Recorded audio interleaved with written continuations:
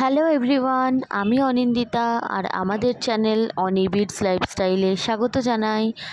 আজ একটা নতুন ব্লগ নিয়ে চলে এসেছি আর আজকের ব্লগে তোমাদের সাথে শেয়ার করব একটা রেসিপি। কি বলো তো, আজকে বানাবো রূপচাঁদা মাছের একটা রেসিপি। আচ্ছা, তোমরা কি এই মাছটা আগে খেয়েছো? কমেন্টে জানিও কিন্তু। প্রথমে এই মাছটাকে ভালো করে ধুয়ে নিয়ে নুন আর হলুদটা মাখিয়ে নেব। নুন হলুদ মাখিয়ে বেশ কিছুক্ষণ মাছটা রেখে দেবো, ওই 10-15 মিনিট মতো। আর তারপরে ভালো করে মাছটাকে ভেজে নিতে হবে। তোমরা যারা এই মাছটা খেয়েছো তাদের কেমন লাগে সেটা জানিও, আর যারা খাওনি তারা কিন্তু খেয়ে দেখতে পারো, খেতে কিন্তু খুব ভালো লাগে।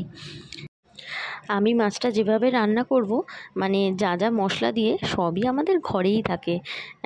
আলাদা খুব বেশি কিছু লাগবেই না। এই পেঁয়াজ, রসুন, লঙ্কা, আদা, টমেটো আর সামান্য জিরের গুঁড়ো আর ধনের গুঁড়ো, ব্যাস এইটুকু মশলা দিয়েই আমার রান্নাটা হয়ে যাবে।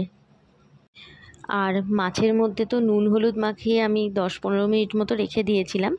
তারপর এদিকে তেলটাও গরম করে মাছটা ভাজতে শুরু করেছি।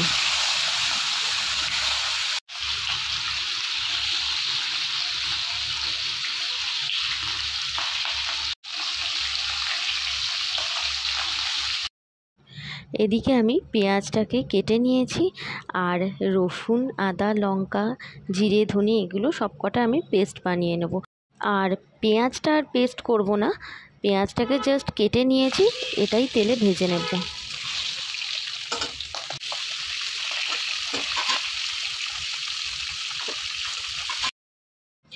পেস্ট করাও আমার এদিকে হয়ে গেছে মশলাটা, আর ওদিকে মাছ ভাজাও কমপ্লিট। এরপর তেলের মধ্যে দিয়ে দেবো সামান্য জিরে। এরপর আগে থেকে যে কেটে রেখেছিলাম পেঁয়াজগুলো, এগুলো তেলের মধ্যে দিয়ে ভালো করে নাড়াচাড়া করে নেব। আর পেঁয়াজগুলো যতক্ষণ না লাল হচ্ছে ততক্ষণ পর্যন্ত ভাজতে থাকবো। পেঁয়াজটা ভালো করে ভাজা যেই হয়ে যাবে, তার মধ্যে আমি যে মশলার পেস্টটা বানিয়ে রেখেছিলাম আগে থেকেই, ওইটা দিয়ে দেব। আর মাছ ভাজা তো আগেই হয়ে গেছে। তারপরে এই পেস্টটাকে ভালো করে নাড়াচাড়া করে কষিয়ে নিতে হবে। আর এর মধ্যে পরিমাণ মতো নুন আর হলুদ দিয়ে দেব। দেওয়ার পরে ভালো করে মশলাটাকে নাড়তে থাকবো। এরপর যখন মশলা থেকে তেল বেরিয়ে আসবে, তারপরে সামান্য একটু জল দিয়ে দিচ্ছি। জলটা দিয়েও বেশ কিছুক্ষণ নাড়াচাড়া করার পরে মাছটা যেহেতু একটু গ্রেভি হবে, তাই জন্য আরেকটু পরিমাণে জল দিয়ে দেব।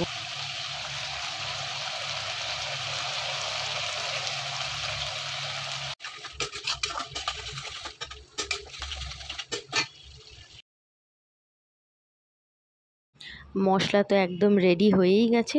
এরপরে পরিমাণ মতো জল দিয়ে দেব। জলটা যেই ফুটতে থাকবে, তার মধ্যে আগে থেকে যে মাছটা আমি ভেজে রেখেছিলাম এটা দিয়ে দেব। দেওয়ার পরে কিছুটা পরিমাণ মতো নুন দিয়ে গ্যাসটা কমিয়ে চাপা দিয়ে রাখবো। ওই 10 মিনিট মতো। 10 মিনিট হয়ে গেলে আর একবার মাছটা উল্টে দেব। উল্টে দেওয়ার পরে বেশ কিছুক্ষণ, ওই 10 মিনিট মতোই আর কি, মাছের অন্য পিঠটাও ফুটতে দেব। আর যেই ফুটে যাবে বেশ কিছুক্ষণ ভালোভাবে, তারপরে ওটাকে গ্যাসটা অফ করে ঢাকা দিয়ে রেখে দেব। ব্যাস, রান্না আমার এদিকে হয়ে গেছে।